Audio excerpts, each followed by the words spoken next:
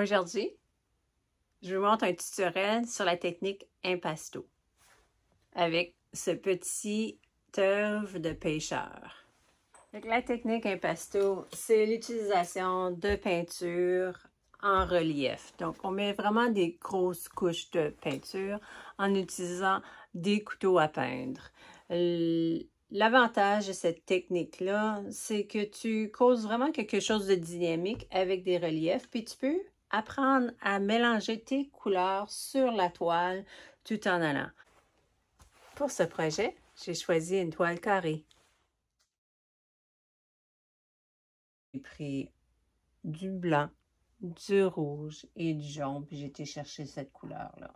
Je commence avec ma première couche. J'ai juste une application pour que les prochaines couches aillent bien.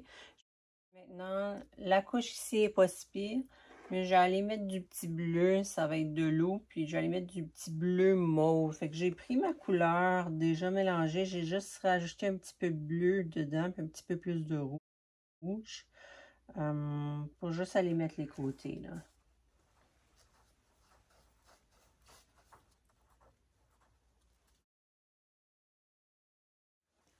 Les couteaux à peindre. C'est deux ici. Puis, je vais aussi utiliser celle-ci juste pour faire mes mélanges.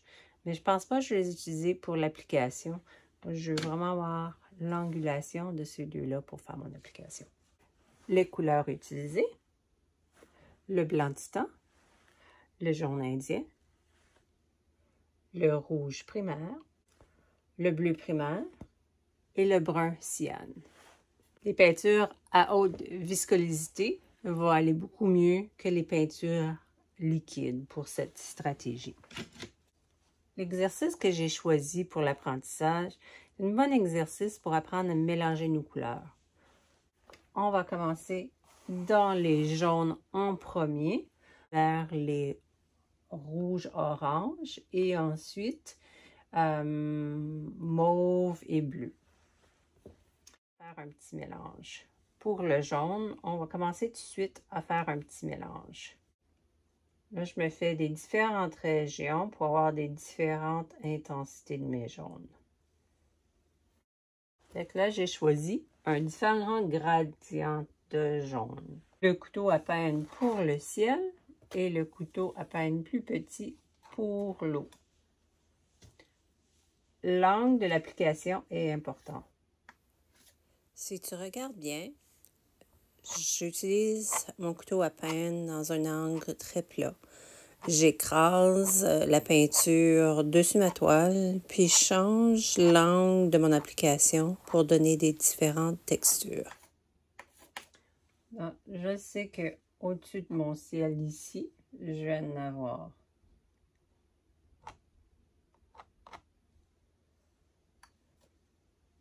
On va aller dans les jaunes un petit peu plus intenses autour.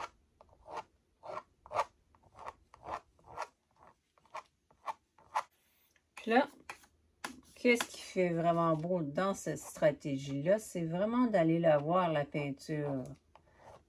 Épaisse et bien appliquée.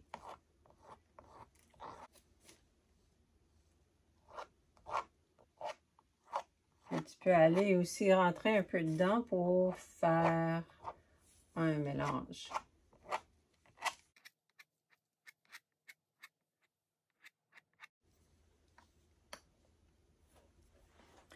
Puisque nous sommes dans les jaunes en ce moment, on va aller continuer avec le mélange, mais sur ce coup-ci, on va prendre ce couteau-là ici à peindre.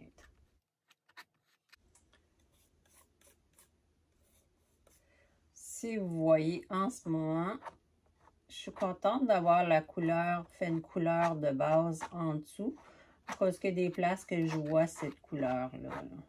Puis ça donne un bel intérêt.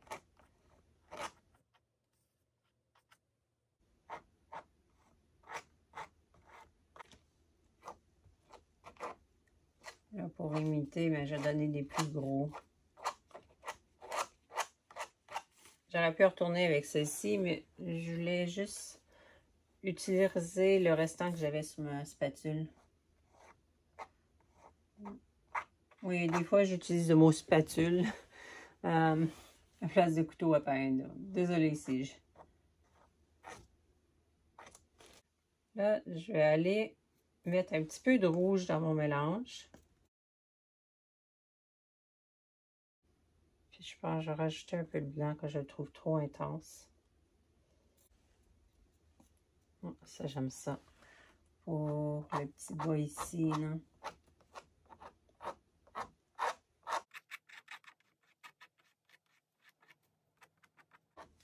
Je vais se retourner un petit peu plus dans le jaune ici.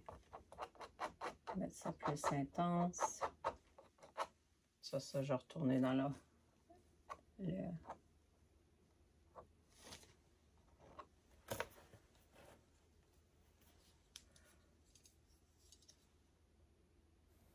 Fait que mes deux couleurs sont pas pareilles chaque côté. Puis j'avais trop fait d'application d'une certaine couleur. Je la mélange directement dessus la toile.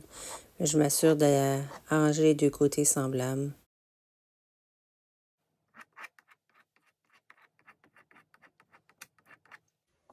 On va aller le mettre plus pâle, la mesure.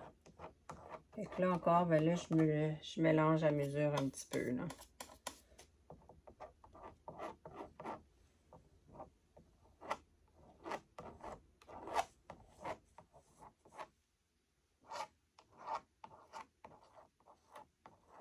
Qu'est-ce que tu retrouves dans le ciel, tu dois le retrouver dans l'eau. Donc, à ne pas oublier de retourner avec des petits coups. Pour faire l'imitation de l'eau, je donne des petits coups, mais en ligne droite. Pour créer comme un effet de vague, mais vraiment reproduire que l'eau est plate. Il faut vraiment, j'y pense que les lignes que je fais soient toujours de la bonne angle.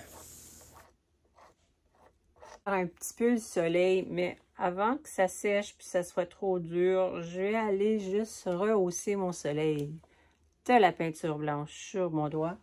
Puis je vais juste aller l'arrondir. Prendre un petit peu de temps pour m'assurer que je mélange bien mes couleurs pour ensuite aller faire l'application. J'ai rajouté du blanc, puis là je vais aller faire mes mauves. Je fais que j'ai beaucoup de rouge ici.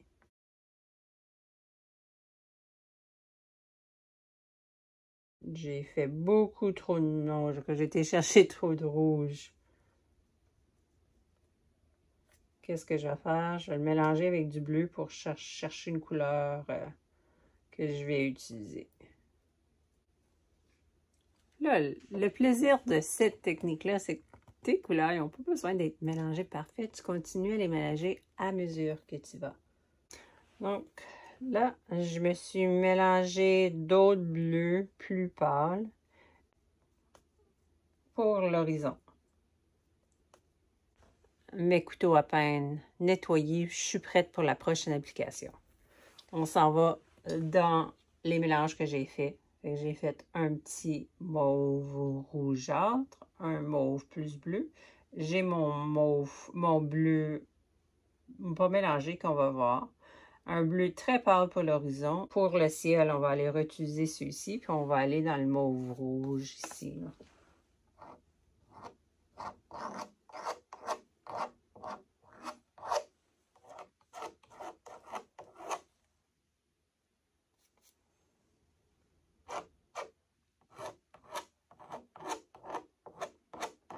Un peu plus de rouge que je pensais, mais je pense que j'aime ça. Je vais aller en mettre un petit peu ici.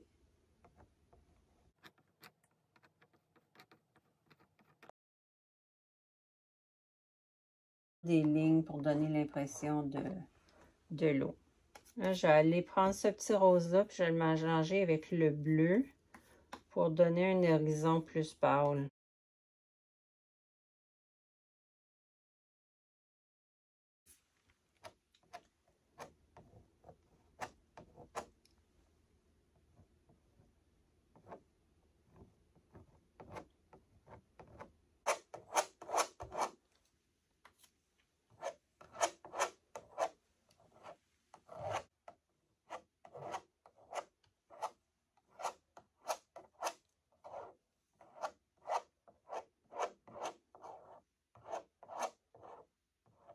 On va enlever l'excès. Que ça s'arrête d'être aussi rose. Puis là, je vais aller dans les autres bleus ici.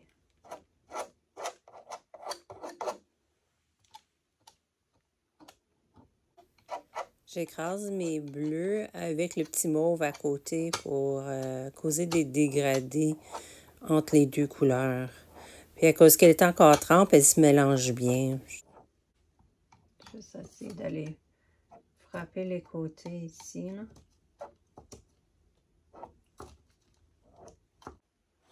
Mettre ça ici de côté, puis on va l'utiliser la plus petite pour l'eau. Là, l'eau, je vais essayer de la mettre plus foncée dans les bleus, mais je vais quand même essayer de trouver les mêmes éclats qui sont dans mon ciel. Puis mon horizon, je le veux un petit peu flou.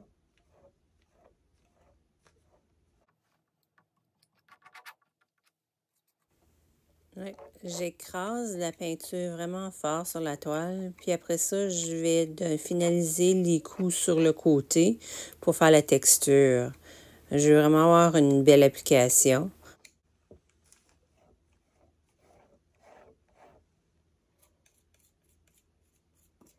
Puis à mesure qu'on avance, bien, on va les mettre de plus en plus foncés, là.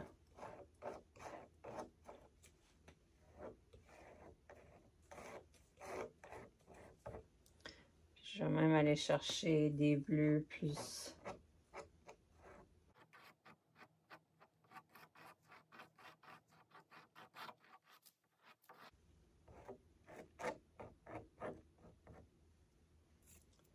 Juste aller mettre un petit peu de...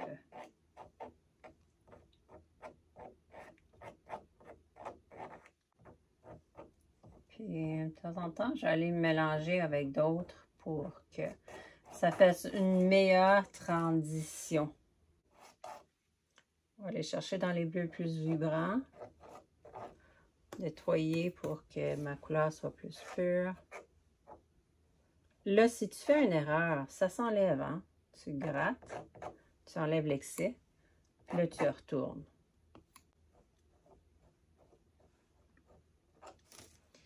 Mon image d'inspiration, pour référence, avait beaucoup de turquoise dedans, mais je ne suis pas obligée de faire ça, là. Moi, j'aimais plus avoir des rosés rouges intenses.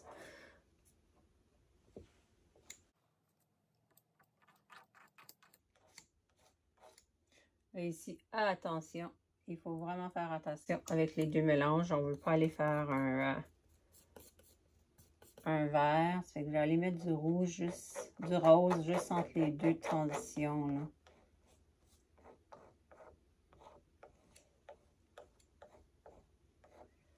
Je vais aller chercher un petit peu plus de... Je fais attention. Là, c'est le temps d'aller faire mes pêcheurs. Je vais aller prendre du rouge et le brun. Peut-être un petit peu de bleu pour vraiment intensifier ce brun-là. Puis je vais utiliser ce petit couteau à peindre puisqu'il est vraiment plus petit. Je vais pouvoir être capable d'aller faire plus de définition. Fait que, vous voyez, je viens d'intensifier ce brun ici. Je ne le trouvais pas assez brun. Puis j'ai rajouté le rouge et le bleu dessus. Qui va vraiment faire une couleur beaucoup plus vivante et vibrante.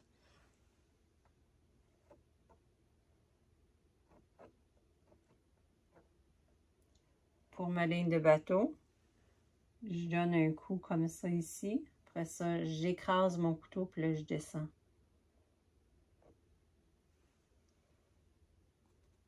Je vais avoir un petit peu plus de bleu sur un côté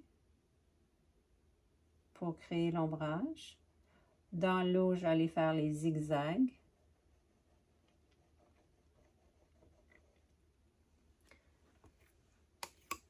Là, ça vient de dépasser, fait que j'allais gratter, enlever la peinture qui est dépassée. Un petit peu plus de brun rouge. Ah.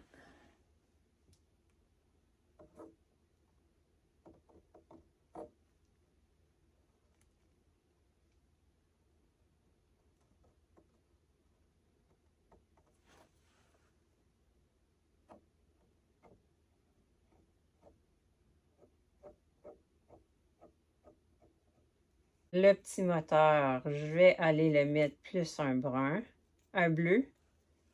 Le petit moteur ici.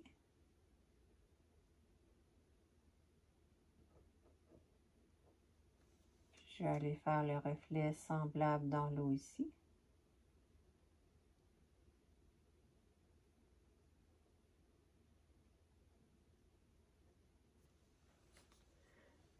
Puis là, mes personnages, je vais reprendre mon brun, mais je vais mettre plus de bleu dedans. Puis là, très important, mon couteau à peindre, je vais le remplir d'une façon pour qu'il soit bien étendu. J'enlève l'excès. Après ça, je vais vraiment aller gratter pour que ma ligne dessus soit droite puis qu'il n'y ait pas de région où il y a une grosse quantité. Hein. Puis là, j'ai été donner un coup pour enlever l'excès. Fait que là, vraiment, mon couteau à peindre, l'application sur le couteau à peindre, elle est toute égale partout. Je vais aller faire mes personnages, puis je vais pas avoir de surprise. On va commencer un petit coup pour la tête ici. La petite casquette, un petit coup comme ça.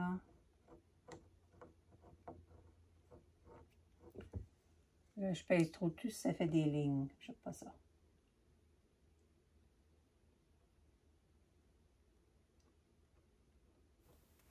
Avec l'impasto, la peinture, elle trempe encore sur ma toile, donc je ne vais pas m'accoter dessus. J'essaie d'utiliser le bord de bois pour m'accoter, puis je change les angles tout en essayant pas de mettre mes doigts dans la peinture. Sa ligne à pêche, je vais juste vraiment me mettre droit, faire une petite ligne de rien. On va la traverser à travers ici. Puis là, je vais aller faire sa corde, sa ficelle.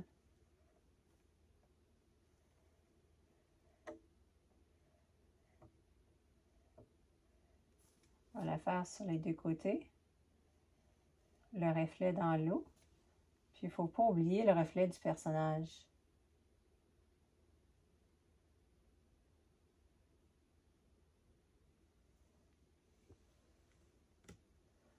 Mon angulation est pas la bonne.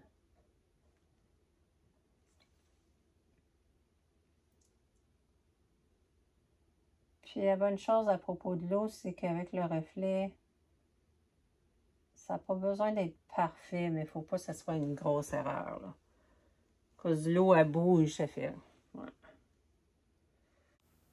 La prise de ma spatule est un peu plus légère. J'utilise juste les petits bouts de la spatule pour faire les détails. Je tiens vraiment en angle pour que ça soit juste pour dire que j'utilise le couteau pour que ça soit plus délicat. Puis là, la fameuse canne à pêche. On va aller chercher un mauve très foncé. Puis là, il faut que je fasse très attention. Je la voulais droite, comme ça, qui va dans le ciel. Je touche juste le bout, là. Puis après ça, on va aller la mettre dans l'eau par ici. J'ai presque plus de peinture dessus, là. Là, ici, il y en a un petit peu trop. Je ne sais pas si je vais être capable d'arranger. La peinture, en tout cas, est rendue sèche un peu. Ça donne bien. Juste l'enlever avec un pinceau propre. Je pense à la même angulation.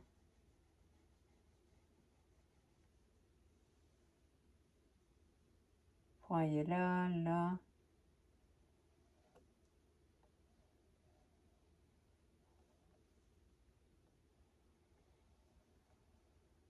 Juste l'impression de...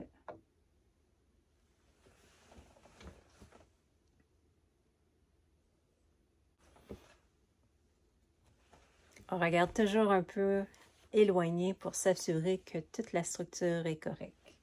Moi, je vais juste arranger mon petit bateau ici.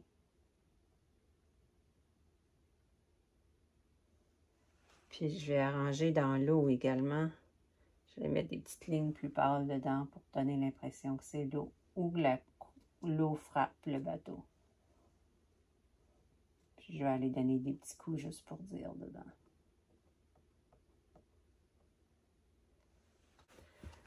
Presque terminé. Je vais juste aller intensifier certaines régions en utilisant mes couleurs ici. Je vais juste aller donner des petites lignes ici pour intensifier mes couleurs.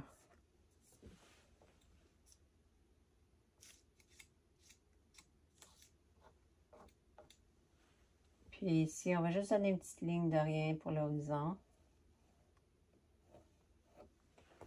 Puis là, savez-vous, on est au Canada. Un bateau comme ça, c'est sur un lac. Donc, on va aller faire une petite rive au très loin. Elle est cachée dans l'obscurité de la clarté. Donc, on va aller le faire un mauve bleu. Je vais juste aller donner des petites lignes par en haut pour donner l'impression qu'on a. L'application, je pèse fort, puis après ça, je lève, puis ça fait des petits filaments, comme si ça serait des arbres. Faut pas oublier les côtés. Et plus tard, quand ça va être sèche, je garde un peu mes couleurs. Je dois aller faire en dessous. Tu as deux stratégies. Tu attends que ça sèche complètement. Puis après ça, tu fais en dessous. Mais ça se peut que tu perdes tes couleurs. Ou tu vas mettre ta toile sur une surface plate. Et en dessous, là, tu vas chercher tes couleurs pour juste aller peinturer en dessous. Bon, elle est terminée. Donc, on a pratiqué beaucoup de choses aujourd'hui. L'important, c'est de mettre une couche de fond pour que les couleurs persistent et être belles sans avoir des petits picots blancs. Comment commencer par les couleurs les plus pâles et ensuite aller dans les plus foncées. On a appris comment utiliser ton pinceau en angle, ton couteau dans un angle pour pouvoir bien appliquer ta peinture. Comment mélanger en continuant à travailler et comment utiliser le petit couteau à peindre pour faire des petits détails. Donc, je vous lance le défi. Amusez-vous, pratiquez cette technique-là. C'est une belle petite technique, le fun à faire.